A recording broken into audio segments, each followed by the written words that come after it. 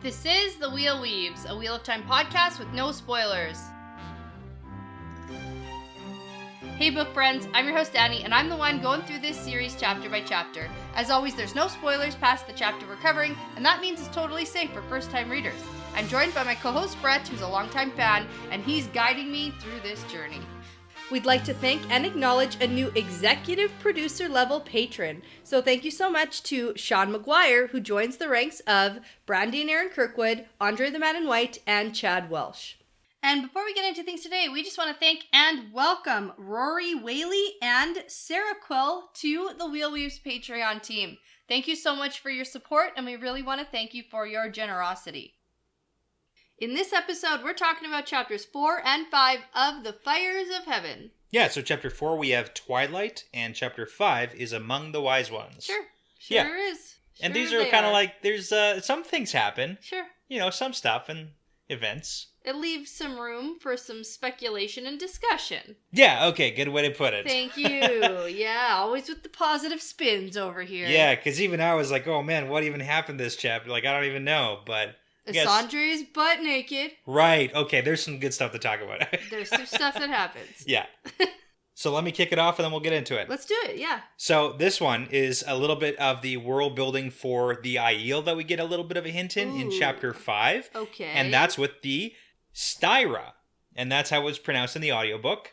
So that's what I'm going with, the Styra. Yeah, should I know what you're talking about? Totally, they mention it a few times. And there's like another fun fact in the middle of the chapter that we'll get to later on. So are you going to point it out to me when we get to it? Yeah, I will. Okay. I'll get there. So that's the little tool that we get to scrape the sweat in the sweat tents. Oh, gosh. Okay. Yeah, it's really important because when Egwene enters, Yeah. she notices that the Aiel are using these bronze scrapers called styra to get the sweat and dirt and grime off, since they're not using what we would consider a traditional bath. So they're using these tools.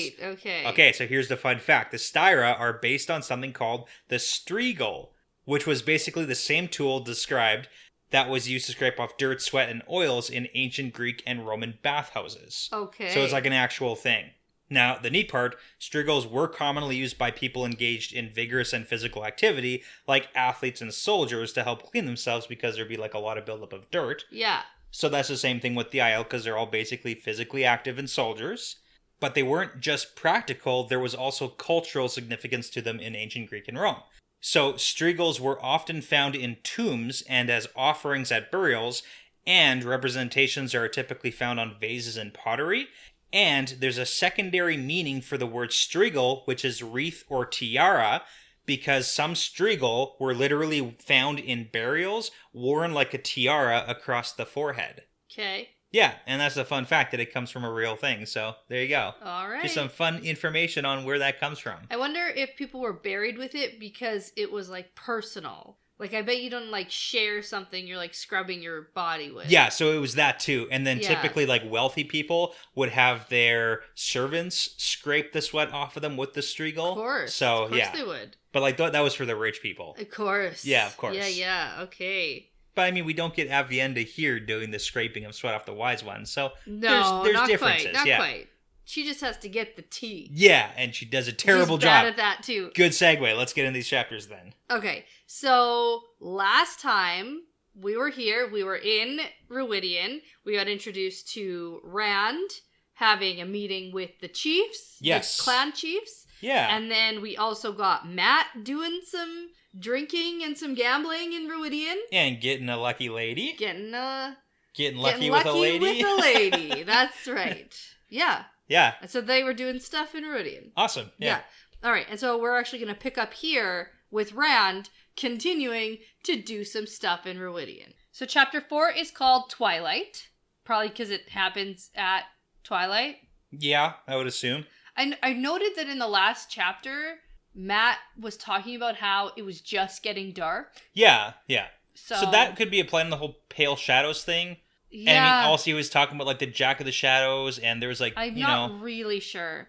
But the chapter symbol is the Aiel shield and spears, because yeah, we're just going to go with it. here we are. We've got hundreds of chapter titles, and it's getting kind of difficult. Okay, so Rand is approaching the roof of the maidens Yes. with an escort of maidens. Yeah, and that's the follow-up from what we saw last chapter. Right. And so we get about a half a page description about what this building looks like, where he's headed. Yep. It's and a lot of why. stuff. A lot of stuff like that. But it's important to note that no men are typically allowed beneath the roof of the maidens in any hold, anywhere in the waste. Anywhere, ever. Until now. Until now. Rand doesn't count. Yes. Yeah. And it's actually kind of a funny story that we get about why this is happening. Rand doesn't even want it to be happening. Yes, and that's why it's like hilarious. Yeah. And also it's like he's not entering the roof of the maidens. It's like they entered his bedroom and now he just has to go back to his bedroom. Yeah, basically. It's kind of hilarious, so. Yeah. So he gets to this building place and there are a few maiden guards and they flash some maiden hand talk, which is like signs. Yeah, sign language. And they don't make any move to stop him as he enters. Yeah. And on the first read through, like you don't really know exactly what's happening because they're just like, oh, no men can enter, and it's like Rand just enters, and you're like, why? But then it's like obviously why. So it makes sense, and I sort of figured it out because they already were protecting him as if he was one of them because he didn't have his own clan. Yes, but his mom was a maiden, and so they're like, okay, you're honorary maiden. Yeah, you're honorary maiden. You're adopted into the family, so you're one of us. Sorority sister. Love it. Yeah. Yeah. And so you can come into the. And Rand's like, no, thank you. And they're like, no, it's our honor. Didn't you know this is our what is it? A sorority house? This is our sorority house now. Yes. Yeah. Thigh mega tampon. Authentic Greek. It's wonderful. Yeah. Okay. That's a little Phoebe. Yeah. Yeah. Okay. Oh, man. Okay, so it turns out all the maidens, all of them, from everywhere, every single one, have adopted Rand as one of their own, like their brother or son, and they're being all motherly and sisterly. And can we talk about that, though? Because it's actually super sweet. Okay. Well, it's annoying to him. It is, but consider the fact that, like, every maiden who's ever had a child had to give it up. That's fair. So it's like, and they don't know who their child is, so he's kind of like the adopted child who came back to them, and they know who it is. Oh, that so it's is like, sweet. Okay, I like that. So yeah, it's like that's kind of where that's all coming from, all those feelings. Yeah, because they're like, it's too cold. Make sure you have your blankets and your fire. And it's so cute, because like they're all like these fierce maiden warriors that are just like treating him like a child, basically. Yeah. So, yes. Yeah, it's great. Yeah, he hates it. Yes. So, yeah. Yeah, because they've all collectively taken on the role of his, like, honor guard. Yes, and not technically an honor guard, but that's what he's kind of considering it as. Why not? What is technically an honor guard? That's just not what they call it. Oh, that's what Rand calls it, but they don't call sort it of, that. Yeah. We kind of got that introduced like a couple chapters back or last book or something. Sure. It's not important. They carry his honor. That's what's happening. Okay, and they're guarding him. Yes. Okay. And the whole thing is he thought about, like, can I replace the maidens? But no, not without offending literally everybody. So just deal with it. Yeah. And so this is a really funny note because Rand chose this building on his own. Yeah. He went here first. Yeah, he picked it because it was close to the plaza, it was not destroyed, and the construction of the building sort of meant that it like stayed pretty cool. Yeah, airflow, it's important. Yeah, and then also like no windows in the like bedroom. Anyway, it doesn't matter. He chose it, and then he basically like woke up one morning to find boom, sorority house. that had taken over the building and named it the Roof of the Maidens. Yes. And so this is really funny because his bedroom started on like probably the main level. Probably about that. And then he keeps moving up and up and up this like tower building. Yeah. Like, this building. And they just keep like filling it up. Yes. And he wants to be on a separate floor as the rest of them because he also finds it kind of weird. Yeah. Well, it's also hilarious because although this is like the Roof of the Maidens now, they've pretty much made it clear that they're willing to change. Like if he tries to switch buildings, they're just going to move with him too. Oh, yeah. So it's not like a permanent we can't move situation. They're just going to pick their stuff up and go wherever he is. Right. And he's worried. He's like, oh, I don't want to be sleeping on the same floor as anybody here. Yeah. And he's like, I wonder how long it's going to be until I'm sleeping on the roof. Yeah. Which is funny. And this makes sense why he had to meet the clan chiefs in the other building there, and that's why Asmodean is like locked away. Because no man can be in this building, exactly. But this is where he's sleeping, and if he leaves now, they'll just follow him. Yep. Or they'll be super dishonored or something. He's going to offend everybody, yeah. So it's like, don't do it. It's a mess. It's a mess for Rand. So he just like deals with the cold in the night now, because once he tried to make a little teeny fire in his room. Yep. And he almost lit the whole thing on fire. Yep. And the only alternative is lighting dried cow's dung. Yeah, and that's smelly. Apparently smelly. Well, that makes sense. It's cow's dung. Yeah, but they're the Aiel are used to it. I know, but they're herbivores. Sure, it's still not going to smell good. It's poop. Okay. I assume all poop is smelly. I don't know, because I saw that whole thing about the elephant poop paper.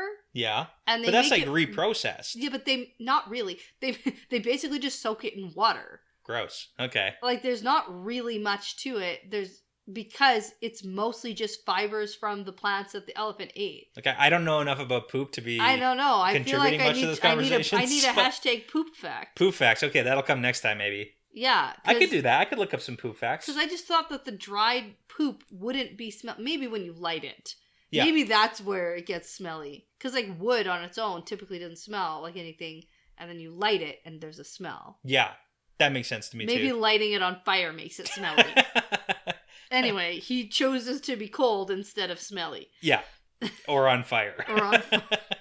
And, it's funny because Asmodean tried to teach him that. Yes. But because Asmodean can barely channel at all, he didn't do it right. He couldn't do it on his own. Yeah. So he just basically had to explain to Rand how to do it. And Rand didn't do it well. And Rand was like, blow the place up. Yeah, okay. yeah. So, now that he's alone in his room, Rand thinks about how Moiraine managed to manipulate his emotions. And she did. Good for her. Yeah, I don't think that was her plan. I mean, she got the plan. I don't think her plan was to rile him right up though. No, but she wanted to know the plan, and she got the plan, and then she told the plan. But then she didn't like it. Yeah. Yeah. Okay. And then Rand's pissed because he didn't want her to learn it until he was ready to move, because of what we see in the next chapter. Yeah, literally what's going to happen. Because she's literally 3 seconds later trying to go behind his back to stop his plan from coming to fruition. And we got to talk about that when we get to it, so. Yes. Okay, so he's pissed off, and then he thinks about how he can probably trust Asmodean more than he can trust Moiraine. Yeah. Which is a funny concept considering it's a Forsaken. Yeah, but Asmodean's kind of out of options. He has no options really. He's got none. Yeah, and I kind of get that, but it's bad.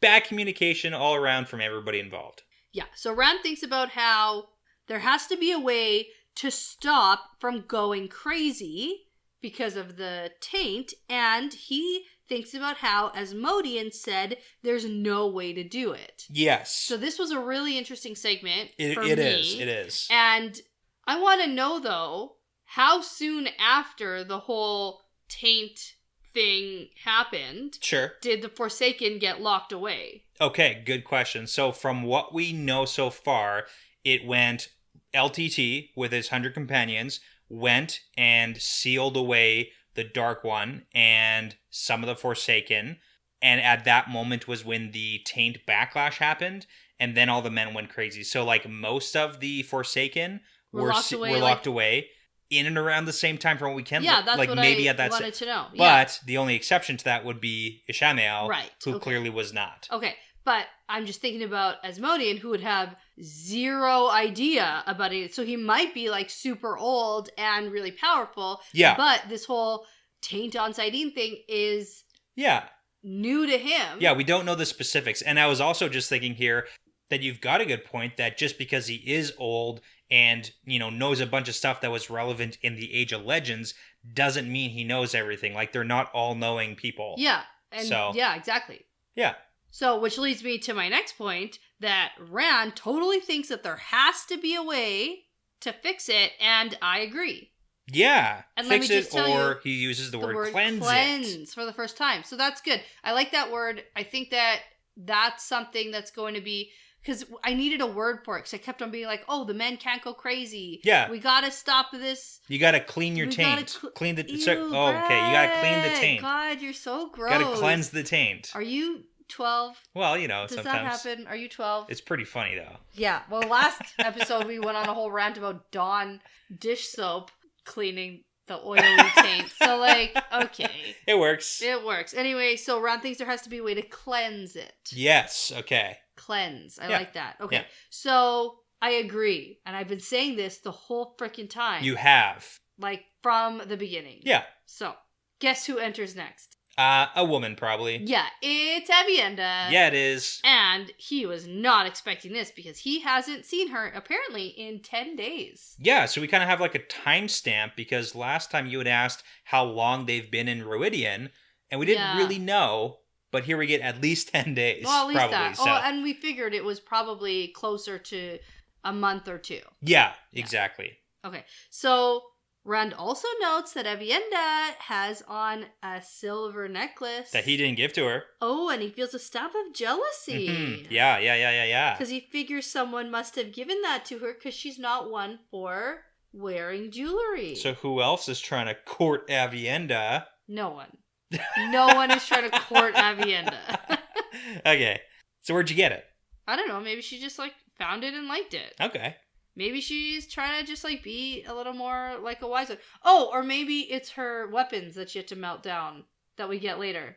Okay. Isn't she supposed to give that stuff away? Yeah, she gave some of it away and then No, keep some of it. She got a necklace. Okay, cool. I like it. Maybe, like, one of the wise ones gave it to her for, like, doing something good in her training. Okay, good theory. Good theory. Is that all wrong? That's a good I don't theory. know. Yeah. Like, what else? It's like Family Feud when it's like a terrible answer and you're like, good answer, good answer. And everyone knows it sucks. Yeah, so which one of the wise ones gave her the necklace for doing something good? I don't Amise. Okay, I think I that like maybe it. Amise has a soft spot for her because she was a maiden. Yeah, and also stubborn. There's that Yeah. like, okay. Maybe Egwene. Okay. Now we're getting Little into some good territory friend here. So gift. friendship silver necklace. No. Okay. I just don't think she's being courted. Anyways. I don't think it actually matters. So Avienda comments that, you know, she has her own training to do. She's not some wetlander woman who, you know, he can just have hanging out so he can stare at her whenever he feels like. Yeah. And she like, goes off on this like temper rant. We haven't seen it for a while, so it's still here. And so she also mentions that the wise ones were not happy about the dream blocking. Yes, because he blocked the or dreams. That Avienda had told him about the spying to begin with. Yes. And that's important because now Rand realizes that Avienda told the wise ones that she did that by accident. And he's like, why did you go and tell them? Because, like, I wasn't going to tell them that you told me. And she's like, because I have honor, idiot. Exactly. Yeah. Don't you even know? Don't That you know Gia'to anything thing. about honor? No, Stupid. because he doesn't pay attention when she talks. Right. Come on, Rand. So at this point, Rand starts thinking about Avienda being a spy for the Wise Ones, and she's not actually a very good spy because she very rarely tries to get any information out of him. Yeah. And her own temper gets in the way of, like, manipulating Rand the same way, like, Moraine does, for example. Now, it's not just her job to spy on Rand, from No. what we know. Like, she's also there to be a teacher, to teach him stuff about the Aiel culture. Yeah. They, like, the Wise Ones really want Rand to understand the Aiel as a people. Right. Yeah. And so... Yeah, and we do get a lot of just, like, Rand thinking about a bunch of stuff all the time. Well, just all about how Matt and Egwene and Moraine see him as a Dragon Reborn, and all the Aiel see him as the Dawn guy. But Avienda just sees him for, like, him. But, like, in an but angry in way? a very angry way. Yeah, and like so a hatred, anger way. It's kind of cute because he missed her and even picked flowers for her several times. Okay. Yeah. So what do we feel? How are you feeling about this? It's a weird, whatever this relationship is between them, it's weird. I like it. Okay. And it gets worse. Yeah, it does. But I like it. I think it's cute. I think that she is starting to have feelings for him, but then is starting to feel very guilty. Okay. And so she would rather feel anger than guilt. And or she's trying to convince herself she feels one way when she clearly feels another. Totally. Because she's still wearing the bracelet. She is, but that's also like the whole maidens thing. Yeah, we're about to get into the reason dramatic why she's reading here. of a breakup letter. Yeah, because it's not for the blankets; it's the bracelet regard gift that Rand gave her, and she's all pissed off because he didn't even care to find out what her spear sisters would think. Yeah, so like Rand just like gave the bracelet without any thought. Yeah, idiot. Don't you idiot, even know? fool man, not thinking. Yeah, and so Avienda has a belt buckle made in the shape of a dragon to cancel the debt between them. Yeah, so and it's Rand like... is like, what? No. Yeah. Yeah. So, but again, this is, Rand just not understanding the Aiel culture. So she's like, it's almost like trying to save face, where it's like, we're not courting each other because he gave me this gift. So I'm giving you something back, so it Yeah. cancels the debt. And then Rand saying... And Rand's like, there is no debt. And that's bad, because that means there's still a debt to the Aiel in their eyes of Gia'to. Yeah. So then she's going to have to go and do something else. So... Yeah, well, because apparently in her training to be a wise one, being that she gave up being a maiden, Yeah. she had to make a gift for 3 men and 3 women that she hates. Yeah. And she had to make it from her own melted down weapons. Yeah. And so that's this belt buckle. That's the belt buckle. Yeah. It's a little bit heartbreaking, because Rand's like, am I the one that you hate? Yes, it is. Yes. Yes, you are. Yes. It's a great response. Yes, I hate you with all of my heart. I do, and I always will. Yes. But we'll talk about that later. Okay. Yeah. In my mind, it's just like dramatic reading of a breakup letter. It is super dramatic. I hate you, I hate you, I hate you. Yeah. And then Rand's like, okay, well, if you hate me so much, I will ask for a new teacher. Yeah. She's like, no, idiot. Again, not paying attention. Not what I want. Because she has a duty to watch over him for her near sister, Elaine. Yes. And I just went, we get it. Oh Yeah. my God, we get it. Yeah. It is good to know that Aviendha considers Elaine a near sister. At like, this point. in Aiel relationships, like, that's super tight. Yes. So that's good to know. Yeah. And so Rand starts to argue back about the Elaine situation. Like, he kissed her a few times, but he's not promised to anyone. Fair. And he can't be. He's like, I'm the dragon reborn. Like, I'm... Well, he can be promised to someone. No, but he thinks no. Yeah, like, he thinks says no, that. but, like, Yeah. also wrong. Right. And we get some hints about those letters. Sort of. We get a little more detail so than we funny. got before. Yeah. So one of them called him the dearest light of her heart. Yeah. And then said some things to make his ears burn. It's like rated 14A or maybe... Oh, for sure. Yeah. At least. Mature. Oh, yeah.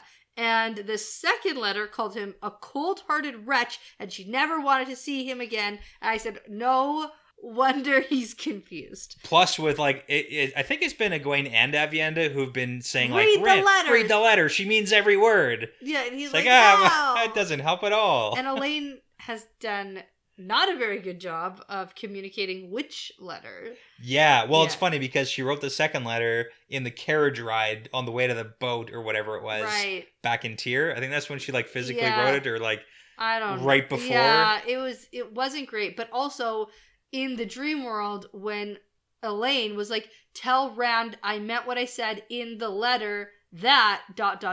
Yeah. And then that's when Egwene got yanked out of the dream world. Yeah. So she's like, oh, just read the letter. Yeah. But it's like, which one? Yeah. So I bet it's the love one. I mean, probably, considering how much he thinks about him. And Egwene just told him that Elaine says that she loves him. Yeah. So okay. yeah, okay. It's a love-hate situation. It's something. It's something. Okay, So right at the yeah. perfect moment, we have Isandre walking in. So good. with Timing. a red silk scarf around her head. Yeah. Bajillions of layers of jewelry. Lots of jewelry. And carrying a tray of wine. Yeah. But wearing nothing else. Nothing else. Now, let me tell you, I had to reread this several times to make sure the boobs are out. Boobs are out this Everything time. out. I was Everything like, what is the out. fuck is happening? Why is she like this? This is Yeah. the worst. I thought she was doing this of her own accord. Yeah, no. Nope. Well, okay, half of it is of her own accord. Bringing the stuff to Rand is of her own accord. No, I thought how she was dressed. The nakedness is not. And the jewelry. Yeah, Turns and the out jewelry. it's yeah. all she stole. And Yeah. the maidens make her wear all she stole. And nothing else. Yeah, and it's kind of funny because we also do know, like, it makes sense because the Aiel don't have this big hang up on the nudity side of things. It's just like, whatever, it doesn't matter. If anything, it's like, oh, you're more exposed to the elements without clothes on. Exactly. Like, if it's anything, not that's a the punishment. modesty, Yeah. like, humiliation thing. It's like, you're going to suffer a little because now you're going to be more exposed. Yeah. Like, to the heat and It's the like, cold. you're going to get sunburned. Yeah, pretty much. 20 years from now, Chancer. Yeah, and so Aviendha is just like, who told you to bring this to Rand? And Isandre almost lies, but then says, no one. Yeah, and no you notice one told me. Notice what's on that wine tray. 2 glasses of wine. 2 glasses. Yeah. Yeah. She wanted to stay. Well, she wasn't expecting Evian to be here at all. No. So it's like she came here, brought the wine to Rand so they can have some wine. Uh-huh. In her nakedness. Oh, man. But this is apparently yet another transgression, and Avienda just, like, reams her out. Yeah. So, Rand comes to Asandre's defense a little bit and says, oh, she's just bringing me something to drink, and she should be thanked. Yeah. Like, he's like feeling bad for her, clearly. And Avienda is just about done with Rand al'Thor meddling in the maiden's business. Yeah, plus it's like the whole, like, stop looking at another woman. You belong to Elaine! Elaine, I tell you! There's a lot of feelings being felt right now. There's a lot. There's like a lot of jealousy flying around. Yeah. There's a lot of miscommunication.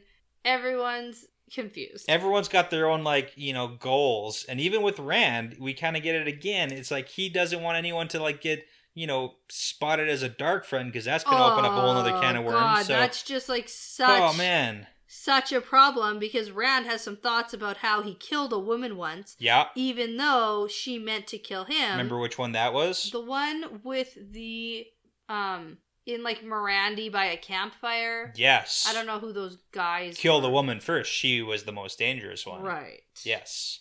Yeah, and so, but he doesn't know if he'll be able to do it again, let alone allowing a woman to die for someone else's actions. Yeah.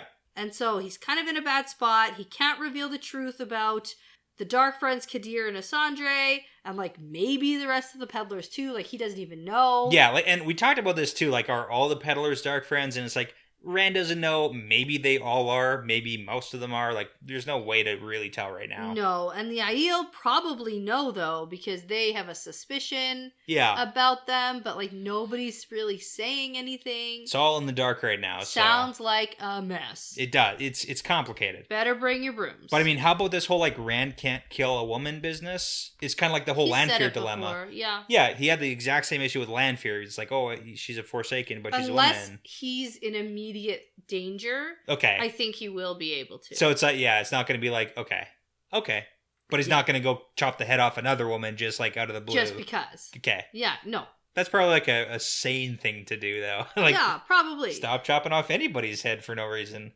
Fair. I'll go on record and say that too. Oh, don't do it. Yeah. Put it on the list of things not to do. Put it on the list. Yeah. Don't chop people's heads off for no reason. Don't do it. If you got a reason, then all right. Maybe. Yeah. Yeah, then we're okay with it. Yeah. Yeah. So after a bit more of being inside Rand's head, Avienda tells Asandre to leave the wine and get the F out of here. Yeah. Go run to the first maiden she can find and tell her what she's done for punishment. Yes. And so then Avienda rounds on Rand again for leading Asandre on. And Rand's like, what? No? Yeah. So this is an important point that I want to talk about because we get more reference to it next chapter too. So apparently Asandra has done this 7 times. And Rand is like, what? She has? Yeah. He's like confused because I guess she never made it all the way into the bedroom before. Apparently. But then Avienda's like basically victim blaming Rand here. She's like, oh, if she's doing this, you must be doing something to lead her on. And it's like, Rand's not. Yeah. There's ulterior motives here where she's a dark friend and like a whole bunch of stuff, but no one can talk about it. It's like, and she's also a very attractive, naked young lady. Yeah. Like wandering around. And Rand is like, makes special careful to only look at her face. Yeah. Like, hey, there's a note about that and everything. Can we talk about Rand's character growth here? Where there's naked, attractive woman covered in jewelry. And just like if that happened, you'd probably look because mostly out of shock. Like, what the hell am I looking at? Yeah. But if you remember back in like The Great Hunt with Celine being an attractive, even just like no pants but a long shirt or whatever that He's look like, was. oh my God, and he like turned around and he was like, I can't look at this. Yeah. But he's not like, he's coming a little bit further here. Yeah. I also think he's very well aware of the fact that Avienda is standing right here and he needed to keep a straight face. Yeah, okay. That's part of it. So anyway, this is the point where Avienda storms away. Yep. She leaves. She's gone. Rand gets into bed. He sets wards of spirit to shield his dreams. And he feels his half-healed scar. No. He fingers his half-healed scar. You gotta say it. I did. I didn't want to. And And he thinks that this is eventually what will kill him. He's sure of it. The whole, like, blood on the rocks of Shale Ghoul thing. Yeah. And it's just like a whole Maybe. lot of being inside Rand's head. And we've talked about this issue before. Yeah. But Yeah. you know what? I do have to say, though, there's no, like, outright crazy, like, crying yourself laughing to sleep or anything. Like, there's no madness type stuff going on there. So. Yeah, I don't know. I think especially, like, the really, really, really crazy Rand, like the Journey to Tyr. Yeah, that was especially bad. I think that was especially situational. Okay. Okay. Because, good to I mean, know. like, Yeah. yeah, we have seen him laughing to himself and stuff, but nothing like that journey. Yeah, so he came back a little bit. A So little okay, bit. okay. A little bit, yeah. So he also thinks about how he should have washed, but he hates, like, sweat washing. Yeah. And he's like, I bet Egwene gets baths all the time. And then right away we're going to get Egwene thinking, I bet Rand gets baths all the time. It's kind of a funny It's back funny. and forth. It's the same Yeah. as the boys thinking all of each other are better with girls. Yeah, It's and like the back and forth. I forgot to say, you know who won? Perrin. Perrin got a wife first. Oh, yeah, I mean, okay. If the competition is... Perrin got a woman who, like, a wife. Yeah. A solid, like, super terrible, but, like, it's a relationship. Yeah, okay. They're committed to each other. He's in a committed relationship, no matter how I feel about it. If that's how you win the game, then I guess he won. Perrin is the best with the ladies. All right. I don't know. I think Matt's pretty good, too. But no one really... That's what I've been saying. No one but- had really talked about Matt. Yeah. It was like Perrin and Matt, or Perrin and Rand back and forth, Yeah. right? So that's funny. Okay. Anyway, he falls asleep, he's safe in his dreams, and 3 women keep invading his dreams, though. Yeah, in a good way. Yeah. Except for one nightmare, and we're gonna Yeah, move besides on. the nightmares, there's, the ladies, so it's Yeah, good. we'll just move on. So, we're gonna get into chapter 5, Yes. Among the Wise Ones, and we get the chapter symbol of the Flame of Tarvalon. Yes. And in this one, we enter with an Egwene perspective. Yeah, hence the flame of Right. Tarvalon, so. Okay, good. And that's the first one of this book. So we Ooh. are going to get some recap. Okay. Egwene yeah, chapter, I mean. Yeah, and that's the recap. Like, if you don't Oh, know what God. Saidar is, And if you don't know who Egwene is... yeah, she's Yeah, the one she's that's doing the one things. That's like Egwene. So she's in a tent by herself, Yes. getting some water heated up via the power, Uh-huh. and she's going to wash herself with it. Yes. So she's channeling to keep the water hot. She does a little bit of super self-deprecating talk about how Amis and Bear would probably just use this water cold. They're tougher than she is. yeah, and- but she didn't grow up in the way, so it doesn't matter. Okay. Yeah, and so if they weren't using a sweat bath, then I don't know. It Yeah, doesn't she's matter. competing against the wise ones for nothing. I don't know, for literally in her own brain. It's Egwene. And so Egwene thinks about her biggest faults, and one of them is that she always wants to do more than she's supposed to. Yes. And so she also knows that she can do more than her teachers realize. Yeah. But I don't know if that's accurate. I think they know her strength, but they are just keeping her on a really tight leash. Yeah, and I understand that because, like, anybody who's grown up in any sense that's at all similar, like, you feel that. Everybody's gonna feel... Yeah. I'm smarter than you think I am. I'm It's- better at this than you Yeah. are letting me show you. You know, I get that. Yeah, I like, feel the that. wise ones, like, I really do get the vibe that, like, Amis and Bear and Melaine, like, the wise ones are actually very intelligent women. Like, they know Yeah. what's up. They understand it. Yeah. Like, they're not just, like, in this position for no reason. Yeah. But Egwene also is very stubborn, very hard-headed, very strong-willed. Yeah. And to be in this position where she's completely, like, at their mercy, subservient. I mean, look at her mentors, though. Like, Nynaeve and Yeah. then Moraine. It's like, Yeah. these are not examples of people who are going to bend to anybody. No, So, nope, no. like, this is where she gets it from. All of her teachers are, like, super stubborn. I know. So, I think that Egwene was like that before, though. Like, we saw her in Evansfield in the We first did, couple yeah. chapters, hands on her hips. Randalthor, Yeah. I have my hair braided now. Yeah. And that So, whole yeah. Ravens prologue makes a lot more sense, where she's like, I'm going to be better than anybody else at everything all the time. Yeah. So- yeah. Well, that's why I originally connected to Egwene a little bit, because I'm also kind of Yeah. hard-headed and Yeah. stubborn, and I've realized that it's probably more actually similar to the Nynaeve side of things, but it's a mix of both. The hard-headed, the Yeah.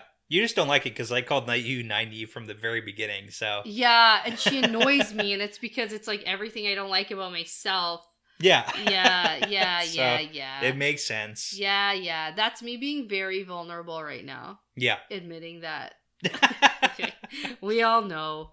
I make an excellent list, though. Yeah, you do. I make good lists. Gotta give me that.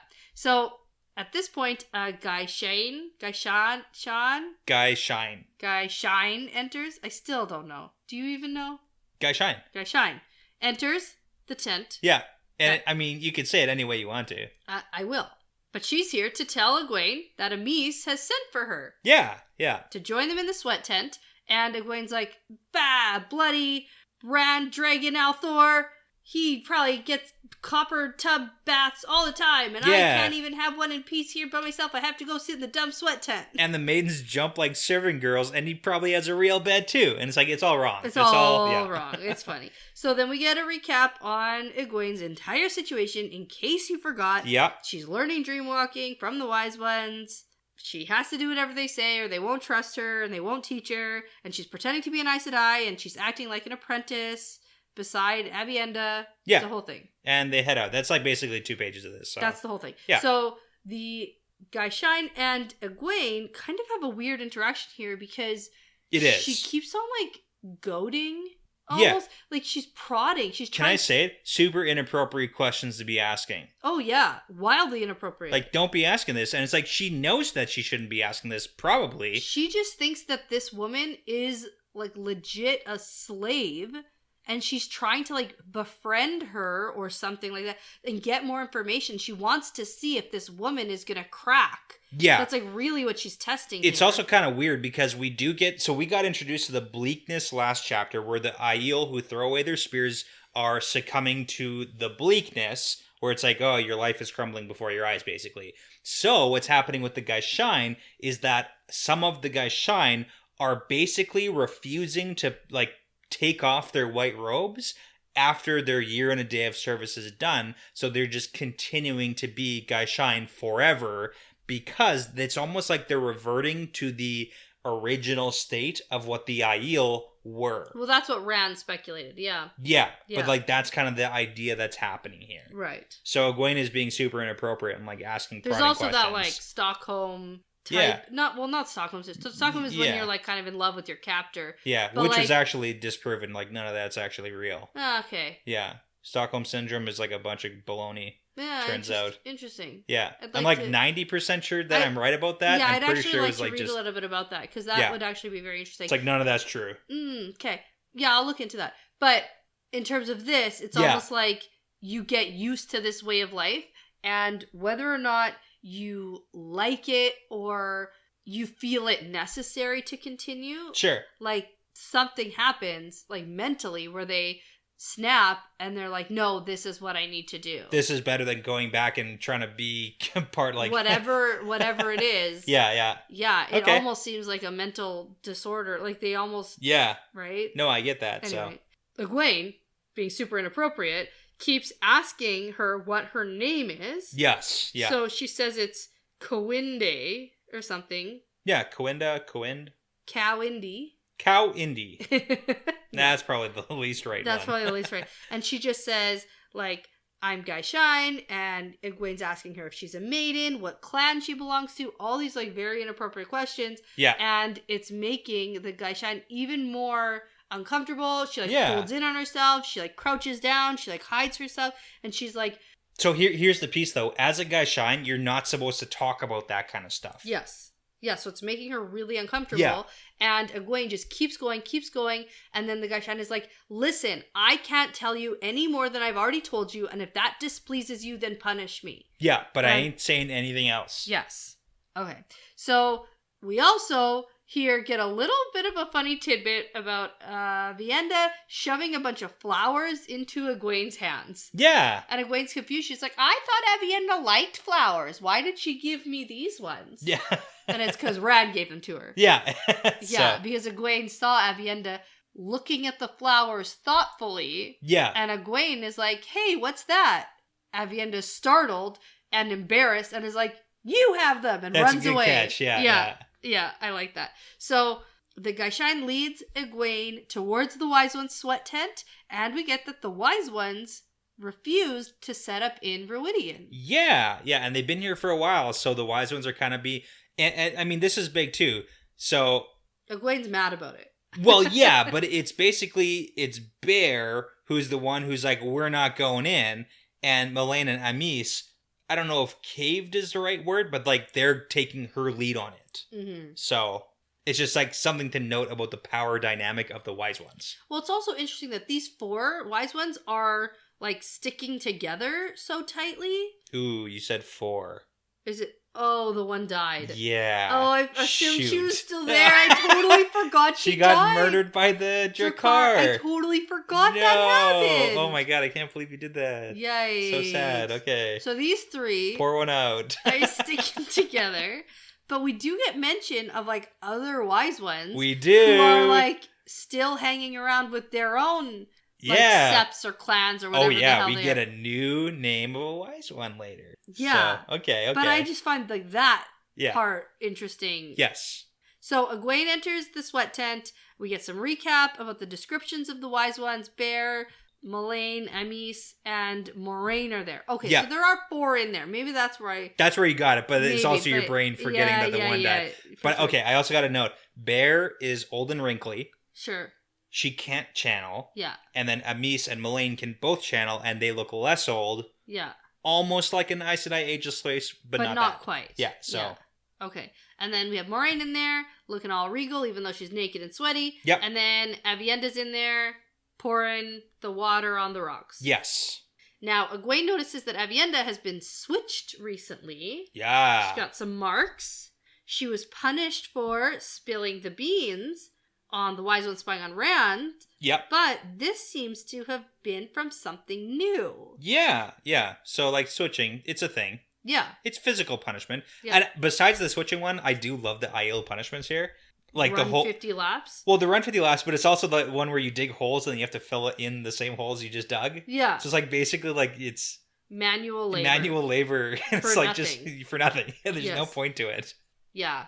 It's like kind of funny. It's good. Well, when you do those menial, meaningless tasks, when you run 50 laps, when you dig a hole and fill it in, it gives you a lot of time. Yeah. For like mindfulness. But that's the thing. It's like manual labor. It's like, oh, build this something, build a wall or whatever it is that we need built. Yeah. It's like it's useful and you're contributing. This is solely for you to be alone with your own thoughts. Yeah. Being like doing something physical with your body. Yes.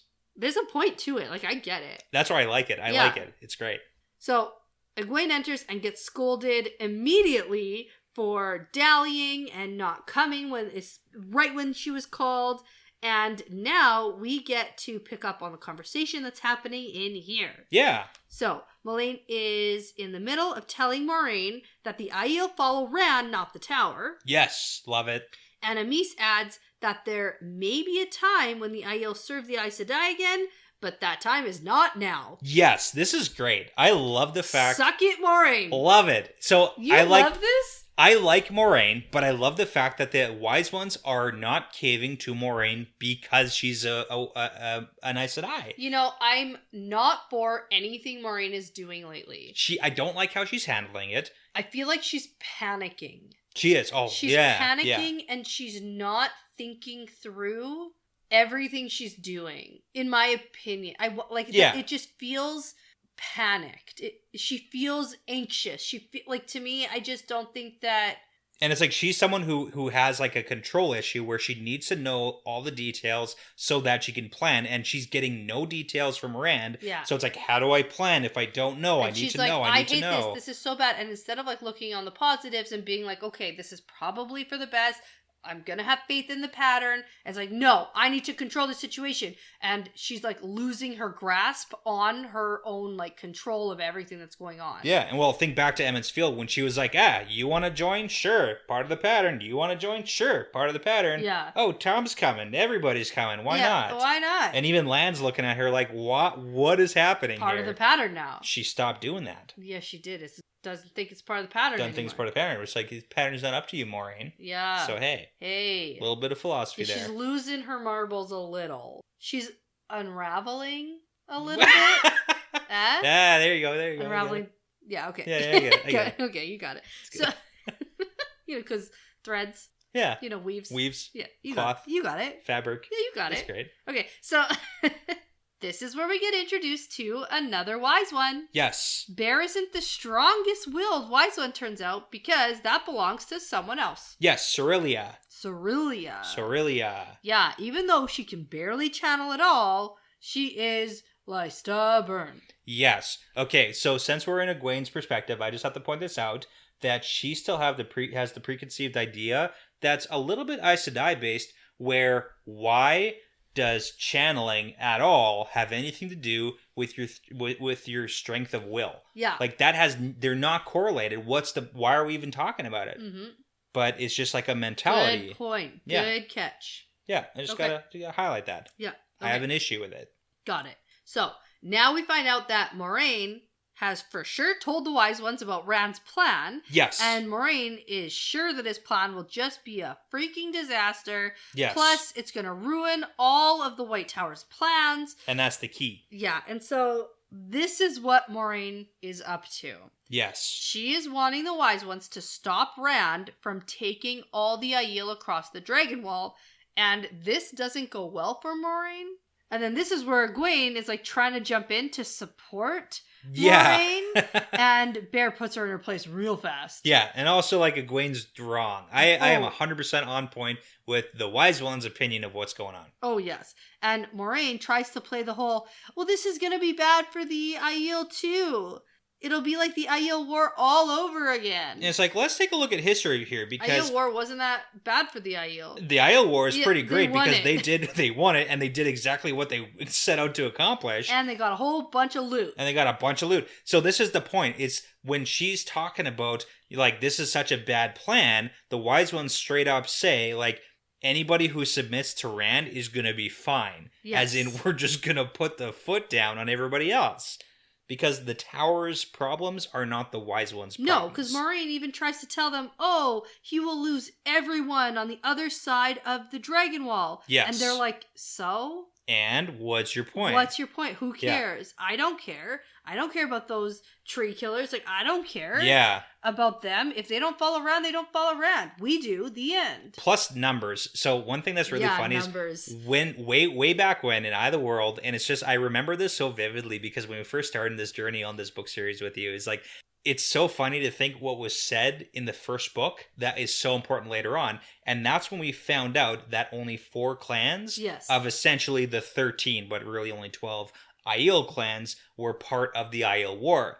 And I pointed that out to you. I was like, only 4 clans went. And you're like, why? Whatever. It doesn't. I believe that I said that. Yeah. It was like basically word for word what you said. But I kind of highlight that because here we're coming back to the whole, I get it now. There were only 4, and now we're going to go with probably 11, not the Shido, because we have 6 for sure. We already have more. We already got more than the Aiel War, and it's like 5 are on their way and just have to like get here, hopefully in like a month or whatever. But right, and then we also get that it was Rand's dad. It's Rand's dad who led it. Right, and so anyone who fought in the Aiel War who's like still around in fighting shape knows of Rand's dad and the kind of leader he was, so like obviously they're going to be more inclined to leading Rand. Like the young guys from the Aiel War are like the old guys now. Yeah, so. The issue is they just have to believe that Rand is that guy's son. Yes. That's like the biggest thing. Which is like, we have the wise ones on our side here. We have the Shido are outliers from what it sounds like. I hate those guys. They suck. But that's the funny thing is, like, it's a good plan. Like, I gotta say, Rand has a good plan. I like it, too. 11 clans, bring the fist down. Yeah. What are they gonna do? Yeah. He'll just conquer. He's gonna conquer. That's, like, literally what he needs to do. He doesn't have to have them all, like, willingly following him. Yeah, he has the bigger stick right now, so... Yeah. And we know that Randland isn't in the best situation right now. No, they are in, like, civil war, inner turmoil. Nobody likes each other. Nobody likes each other. Like, what, Tyr and Ilian are gonna unite against? Like... No. Come on. They're too busy fighting each other. Yeah, plus he owns Tyr, and Samael is in Ilian, so, like, whatever. Yeah, which we have to deal with at some point, Whole probably. bunch of stuff we gotta deal with. We gotta deal with a lot of things. That checklist, that to-do list. It's getting just pretty keeps long. Growing. I hate that. I know. Yeah. But he did jump, jap all over the place. He did. Remember, I was like, oh, how's he gonna check all these prophecies off the list? There you go. Just a Portal shit ton stone. of It's portal portal stones and Aiel everywhere, all the time doing stuff. Right. Okay. Back to this, though, because the wise ones are just, like, not on board for helping Moraine Yes. to stop Rand from doing his plan. And Moraine, I don't know if she actually thought this was gonna work. Yeah. But she ends up just, like, getting dismissed. She does. She gets sent They're away. like, we're not talking about this anymore. You're wrong. We've done as much as we're gonna do. Yeah, bye. And Maureen's like, fuck. I Okay, like bye. I like that the wise ones have his back. Yeah, okay. It's good. It's good. I wish Moraine were on a different track. I wish she could also just get on board. So hopefully this is kind of like a starting point for her getting on track. No, like, recorrect. no. The type of person Moraine is she's gonna dig her heels in even more. Okay. And I hope she gets distracted for like 3 minutes figuring out that Swan is no longer the Amerlin seat. Oh, man. I hope that that's going to throw her off of this, like... Why you gotta say that? Oh, man. She has to, like, be thrown off for 3 seconds. Yeah. To, like, forget that this isn't... The plans the that plan. you think are working out she right needs now. To let go of this for 3 minutes. Yeah. To deal with something else and then come back to Rand and actually like be an advisor. That could actually work because right now everything she's saying, like, distracted from this like thing that she thinks she knows. Like her whole plan is that Swan is approaching all the country right now, and that's going to get ruined. But if she finds out about Swan, then it's like, okay, abandon that ship. Exactly. She's gonna have to pivot. And right now, I don't like how firm she's being. She's not being flexible. And that's not good for characters in this book. So that worries me. Pivot. You gotta pivot. Pivot. Pivot. You gotta. Yeah. You gotta pivot. Okay. So Moraine leaves, and then Aviendha leaves because she forgot to make the tea like an idiot. Terrible. And so Egwene has to do the steam rocks thing, and Egwene takes this moment to ask Bear if Aviendha has done something very wrong to earn the switching. You know, and this is interesting that Egwene even asked this. I because thought it's like she was going to get in trouble for asking this. Like asking about somebody else's honor and punishment. Like it's kind of like a, is that allowed situation? But apparently, and Bear's like, I don't know, she asked for it because she lied today. But it wasn't to a wise one, so like, whatever, I just switched her. Yeah, she was like, oh, she's got obligations. And that's it's so funny because Egwene, this is one of those things that she absolutely cannot wrap her head around. So I got a question for you because Gia'to is one of the things that sometimes it's really hard, especially on your first read. So I'm sure some people are still kind of wrapping their heads around this whole Gia'to thing. Do you understand like what's going on here? Like, do you get the whole honor obligation? I really do think I do. Okay, I probably don't. So let's talk about that because I think it's important for anybody who's reading it to really understand the Aiel. They have to understand Gia'to. Okay. So honor and obligation, just like, you know, how would you, in layman terms, explain it? Well, I think that I personally have a really annoying little voice in my head. Okay. For example, if I walk by a piece of like garbage on the ground and there's a garbage can not far away, and I just like keep walking, the voice is like, what are you doing? Yeah, okay. Go pick that up, go put it in the garbage. And it's not for any sort of like external praise or external reward. It's not so that people can see me and like praise me for what I've done. It's just that I know what is right and what is wrong. It's like my own It's like the right thing to do. It's like my own personal like moral code. Okay. And so that's a good way to summarize G, which is honor. So it's like your honor code. Yeah, okay. Yeah. So even like using Aviendha's example, so she has lied twice today and she could have gotten away with it because it doesn't affect the wise ones. No. So like, they're not going to find out. But I think that she was personally, that's that whole guilt I was talking about. It's the guilt. She's torn up about it. So so it's basically like if something affects your moral code that's out of whack now because you've done something, you have the obligation to make up for it essentially. Almost like a confession. Like a confession, or you have to correct it to make sure you're back on track. So like, and it's an important because they didn't ask her what she lied about. She didn't have to like confess actually to lying. She was like, I feel guilty. I did this thing. Please like punish me so that there's like an equal, so there's an equal balance to the act I did. Yeah, basically. Exactly. And that's kind of where the honor and obligation comes in. So it's just important to kind of talk about it now because obviously with the Aiel as a culture, that's coming into play. And this is a big part of Egwene's storyline in this chapter. So let's come back to that at the end. We'll talk about it more.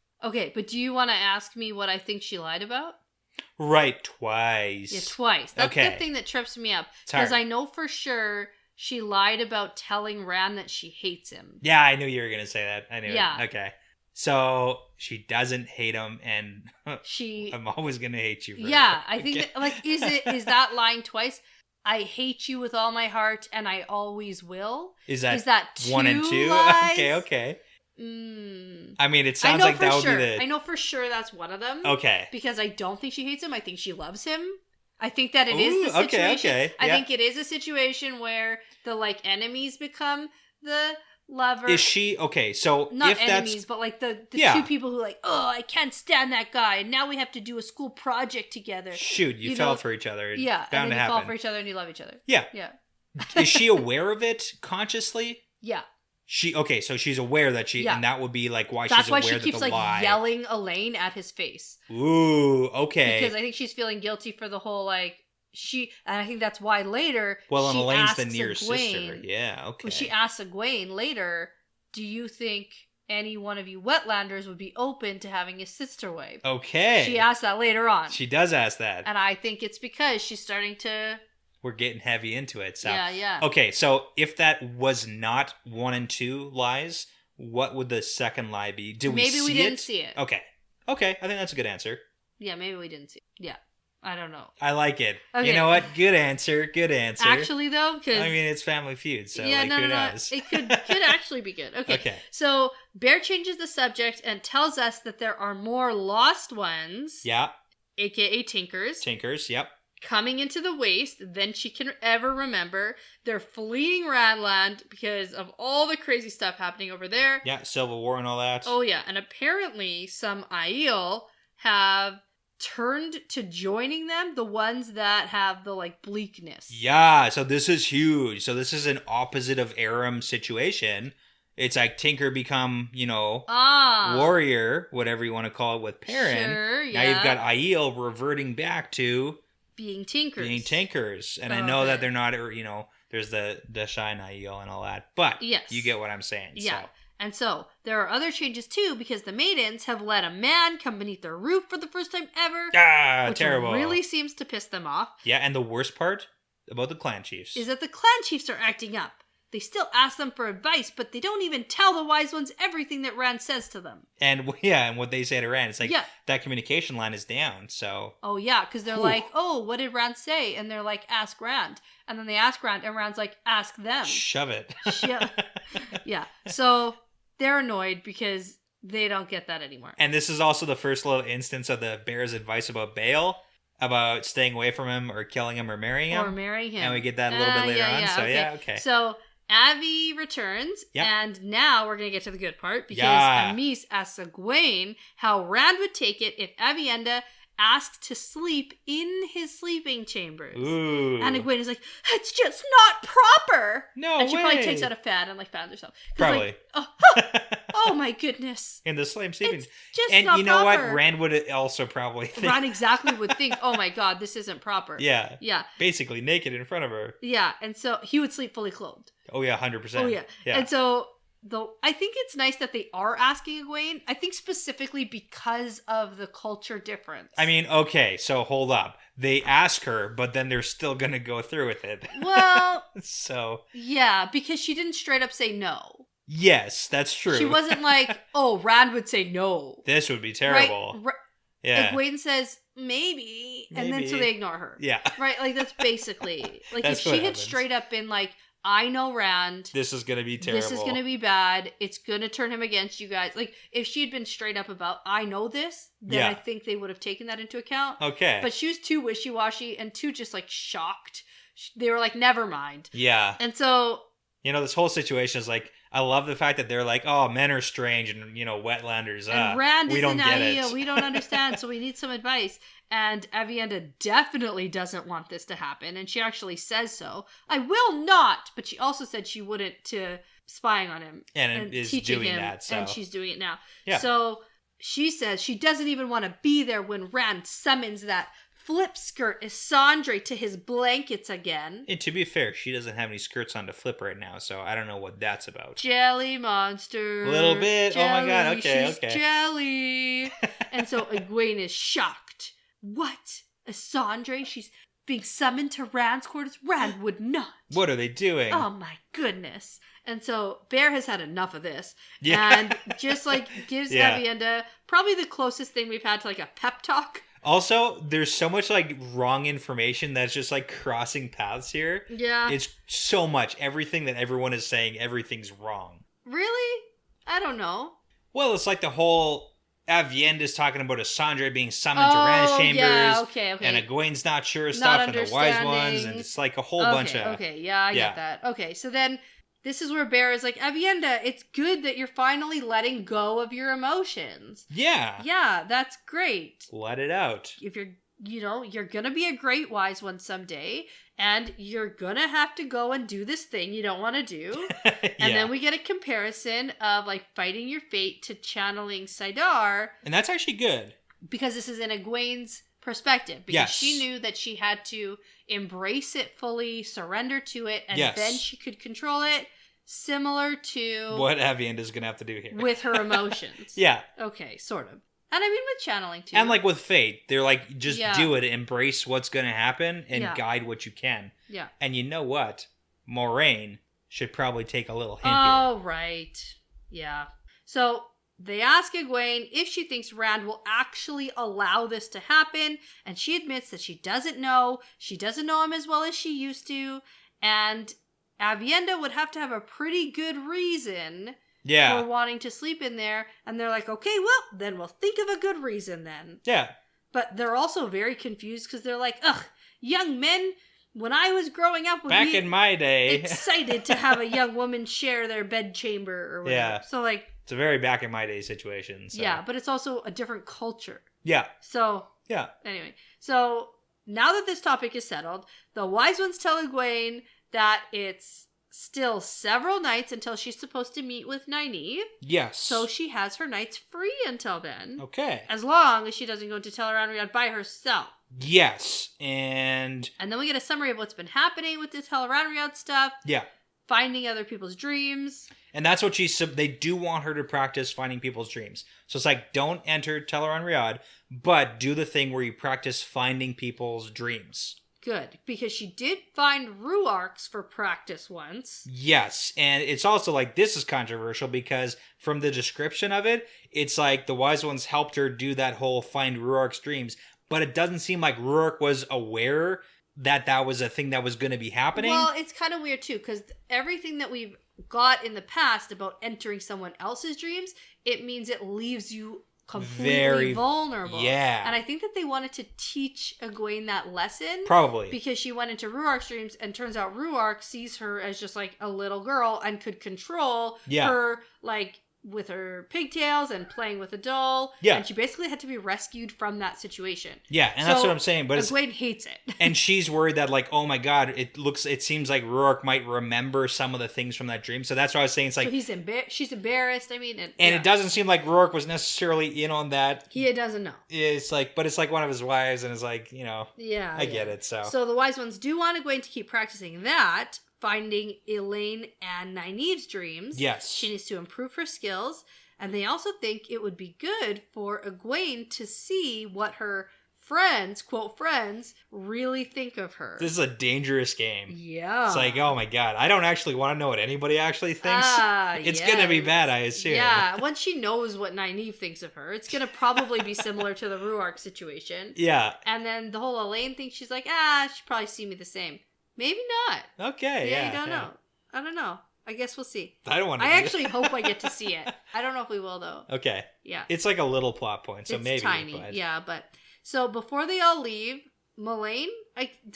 All of a sudden I don't know how to pronounce his name. Yeah, Mullane. Mullane, okay, speaks up, and she asks Bear and Amis for some help because she wants to approach Dorinda. Yes. And at first I was like, oh, that sounds like a female name, and it didn't quite make sense. Yeah, it is. Yeah, but it is. Yeah, It is, and then I got it after. Yeah, okay. Because Dorinda, turns out, is the wife of Bale, the tall guy. The biggest guy that Rand's ever seen. Yeah, and if Dorinda accepts her as a sister wife, then she'll lay the bridal wreath at Bale's feet. Yes.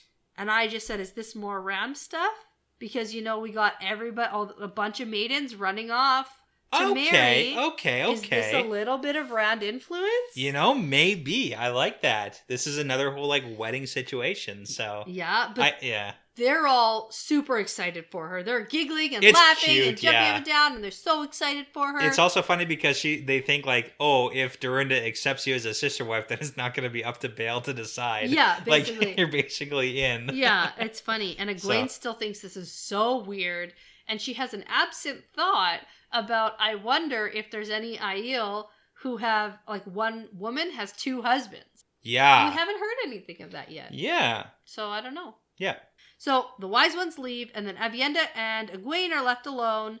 And this is where Aviendha asks Egwene, could a woman of your land accept a sister wife? Yes, and that's that question. Yeah. So, and Egwene says, I don't know, probably not, but maybe a very close friend. Question mark, question mark, question mark. Right? Okay, so hold up. Yeah, what? Remember how I had the fun fact at the beginning? Yeah. I got that secondary part of that fun fact. Okay. There's a spelling mistake. Oh. Yeah. Okay. In the So, book? yeah, and I assume it is because they call it the styra, but in the spelling of this word right here, instead of a T, it's an I. So unless there's a totally new thing, the Sierra went onto the tray too, but it's probably the styra. Ah. So hey. Okay. I would assume it's the same little metal, like the brown scoop. I didn't even, words like that, I just completely don't even read. I know you don't. That's cool. Anyways, that's fun fact number 2. But hey, how about that close friend who maybe could be like a sister wife? Hey, how about that? Maybe kind of, sort of. Maybe somebody who's already a near sister and in love with Rand? Oh, man. See, I really was hoping for that whole Aviendha-Elaine relationship. Yeah? That Rand just got, sort of dragged into. I could see that still. But it really seems like Aviendha is falling for Rand. Okay. I didn't want that part to happen. Oh, I wanted her to fall for Elaine. I get that That's too. what I wanted. Okay. I didn't want the whole, everyone loves Rand. No, man, okay. Yeah, I didn't want that. I don't know. Well, why can't they love Rand and each other? No, they will. They will. But it's okay. Okay. Okay. So, as they exit the tent, it turns out the wise ones sent Egwene's clothes back to her tent. Yeah, this is funny. P.S. It's really cold out here. Yeah. And Aviendha exits after her, and Bear says, you're both stubborn. Aviendha, you can't remember to make tea properly. And Egwene, you linger in your tent when you're summoned, so you're both going to run 50 laps naked in the cold night as a punishment. This is so funny. So, they start running. It's great. And Aviendha tells Egwene that the reason she studies so hard is because the wise ones tell her how good Egwene is doing. Yes. She's basically a perfect student, and she ought to be more like Egwene. Yeah, and this is funny because it's in the tent, tactic. It's the same thing, but it's opposite, so... Same tactic they used with Egwene, telling her that she should be more like Aviendha. Yeah, and it's funny because in the tent, Aviendha, when she heard that, she, froze. Because it's oh, I've heard that before, but about Egwene, so, yeah. Yeah. And so Egwene... They're catching on to the plan. It's working still, though. So, 100% it's working. So Egwene finally asks Aviendha if Rand really did what she said about that whole, summoning Isandre business. Yeah. And Aviendha is I actually don't think so. Yeah, but she's still angry. Pissed off. Because why would Isandre keep doing it if Rand wasn't leading her on? Right? And I said, I don't know, maybe she's spying? Maybe she's a friggin' dark friend? I think that she's trying to go find some intel. I think Probably. that Kadir is super confused as to why Rand knows. Number one, hey, I just thought of this. Okay. Did anybody ask where the hell Keely went? Did anybody care about that? No one's talked about that yet. No one cares. Well, not yet. And Nathila's just hanging out with Rand. Yeah. Kadir and everybody, Isandre, they're all still there. we ain't gonna talk about it. Is Keely still... Like, I can't imagine Lanfear's still there. She's not still here, for sure. We haven't had any mention. But this adds on to your whole Moraine knows what's going on. And just, like, isn't... So I could understand, like, maybe the Aiel not paying... But, like, you're going to tell me Moraine doesn't notice things? 100% she does. So it's like she notices Even, stuff. like, Matt is somebody who should have been like, where's that Keely? You know? Yeah. So, it's just weird to me that just she's gone and no one's talked about it. Well, we haven't seen a lot of Matt. We saw, like, one perspective. No, but, like, anybody. He's drinking a lot of whiskey right now lately. And then but that's the whole point. It's like Moraine knows but isn't saying anything. Right. It's like, and Kadir might be very confused as to why he's just, like, still here being allowed to... When, like... Clearly, Teal is gone, hanging out with Rand. Yeah. And Keely's gone. It's a lot of weird stuff going on. I bet he's, like, sending Isandre to go, like, figure out what's going on. Rand to, like, figure out what's happening. Yeah. And she's failing. But I can also understand, like, from the Dark Friend peddler perspective of, like, not talking about weird stuff because you don't want to highlight weird stuff because you're in such a dangerous position. Oh, for sure. Kadir is in such a bad spot right now. Between, like, in Ruidian and Moraine and the Aiel. Oh, man. It's like... Yeah. He's just trying not... He wants out. He wants out, and he's just trying not to die. Yeah. I could see him trying to get on Rand's side through Isandre. Yeah, he wants that blanket, Protection. Right. Okay. So, Egwene sort of stands up for Rand, and he's like, well, anyone would look at naked Isandre. Yeah, and it's like technically... And also, he's technically not betrothed to Elaine. Yeah. And Avienda's like, I don't care. Doesn't matter. Yeah. Because Avienda was asked to look after Rand for Elaine. She was, yeah. And that's what she's gonna do. Yeah.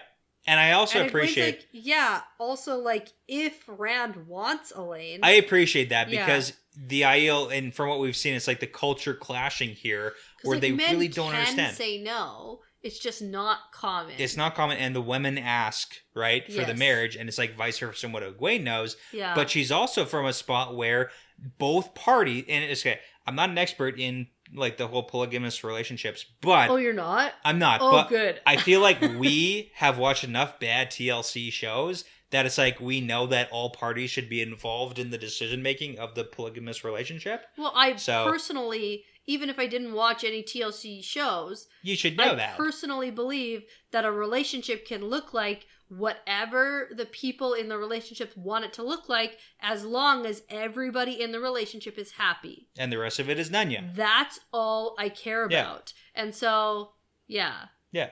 Okay. The rest being Nunya business. Nunya business. Yeah, we got it. I just want to make sure everyone's on the same page. We got it. Moana.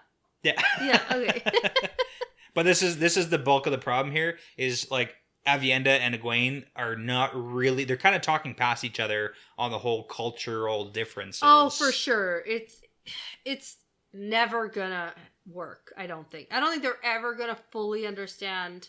Yeah, and like, they I don't won't think they fully can. get it, so... Like, you can't fully understand someone else's culture that you didn't grow up in. I don't think you can, fully. You can get close, I think, but it's like, it's always going to be a little bit different. But Egwene is too... Like, they're both, actually, very hard-headed, very stubborn, and think that their way is right. And that doesn't help. And so that doesn't help being open-minded. Yeah. So...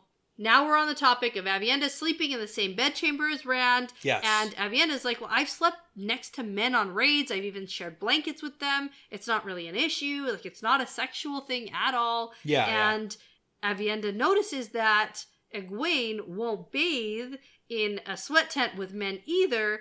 And this is just another example of how they really don't get each other's viewpoints. And this is the exact same thing that Rand thought about him doing, is like, he doesn't want to be in the sweat tents with the women, so... Yeah, and they all laugh about it. But it's funny, means that he has to get into the sweat sauna. In his clothes.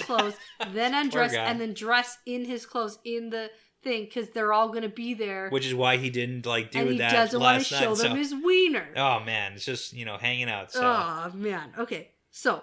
Egwene starts to tell Avienda that she really doesn't understand this whole, like, Gia'to situation, and Avienda stops her because she's like, well, you might not understand it, but you live by it. Yeah. And this is where I started to make the connection. Yes. I started to understand. Yeah. So she's like, you're Aes Sedai, and you could easily overpower Amis or both. Both together. Yeah. Melaine? Why Melaine. am I struggling so bad with this? And she's like, oh, but you said you would obey, you would do it, you scrub pots, you run laps, you're following Gia'to. Yeah, you're doing the thing. Yeah. And just to cap it off. Yeah, in case you don't understand. Yeah. They round the last bit, they finish their first lap, there's no one here to see them running, there's no one to say that they didn't do it or to stop them if they go to bed early. They could just like pick up and leave right now and nothing would happen. But it doesn't occur to either of them to even stop short of the 50 laps. Yes, and this is Gia'to. That's your obligation. This is honor and obligation. You're doing it whether anyone's watching you or not. Yes. So I like the shopping cart test. The shopping cart test. Yes. Do you put the shopping cart back? If you put the shopping cart back, you're doing something that there's no reason, there's nobody who's going to tell you to do it. There's no Except that you're like caring about... But there's nothing that says that you have to. It's just whether you think that you should do it. And I'll tell you, you should do it. Put your shopping cart back. Yeah, I agree. I find that there are some situations where you can't. But that's the difference between honor and obligation. So it's like, what is the reason that's preventing you? Like, it's my baby in the car. But that's the thing. Like, there are reasons. There are things that can come in the way. But if you're just doing it because it's like, someone else will do it, that's the garbage situation. Well, then that's that whole situation where the shopping cart now makes you put money in it, which like really entices you to put your money back. Go get your money back. You, in order to get your money, you have to go put your cart back. Yeah, I always thought that was like so you don't steal the shopping cart. I don't really fully understand. No, it's not. It's so that you put them away. Okay. Yeah. They also, and like some shopping cart areas have like that border lock where the wheels lock. Oh yeah, it has nothing to do with that. I don't understand it has everything to do with putting your cart where it's supposed to go. But anyways, the whole point of this was like Gia'to, honor and obligation, do the right thing. Yeah, agreed. So yeah, and Egwene, that's her. Cool. Can I read on now? Yeah. I'm excited to get like into some more plot stuff. We're like pretty much out of the whole like recap. I hope. Yeah, the recap bus. Yeah. Yeah. And just because I want you to be excited about the next chapter, if I'm not already, I'm going to tell you the name and I'm going to give you the chapter symbol. Okay, go. It's called Gateways. Yeah. And we've got the moon and stars. Ooh, Lanfear, my girl. Ooh, okay. My girl. Yeah. Gateways, you say. Gateways. Okay. Alrighty. Okay. Yeah, I'm excited. So, before you find yourself forgetting to make the tea like an idiot and being forced to run 50 laps around your entire campsite, I'm going to say that this is part of the pattern now. Yeah, it's part of the pattern.